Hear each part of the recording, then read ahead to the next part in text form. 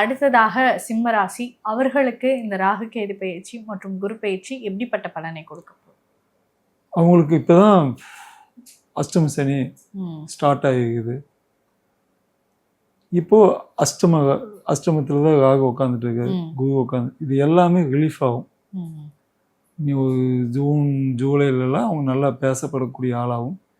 சிம்ம ராசிக்காரங்கெல்லாம் எடுக்கக்கூடிய முடிவுகள் எல்லாம் வெற்றி அடையக்கூடிய ஆளாகும். கொஞ்சம் இந்த 3 மாதம் பெண்டை கழட்டு தான் செய்யும். இந்த மாதமெல்லாம் அவங்கெல்லாம்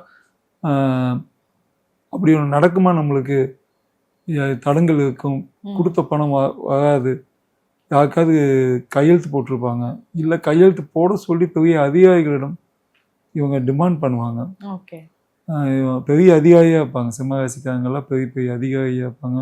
ஏதாவது பச்சைங்கு போடக்கூடிய ஆட்கள் தான் அதிகமாக இருப்பாங்க. அப்படி இருக்கும் பட்சத்தில் கண்டிப்பாக அவங்களுக்கு பெரிய தொல்லைகள் ஏற்படக்கூடிய சூழல் ஏற்படும். ஜூன் ஜூலைக்கு அப்புறம் பெரிய ரிலீஃப் ஏற்படும், ஒரு பெரிய மாற்றங்கள் ஏற்படும். வேலையிலேயே ஒரு பெரிய பதவி கிடைக்கும். அஷ்டம சனின்னு சொன்னாங்க, எனக்கு ஒன்றும் பண்ணலைன்னு சில ராசிகளுக்கு மட்டும்தான்.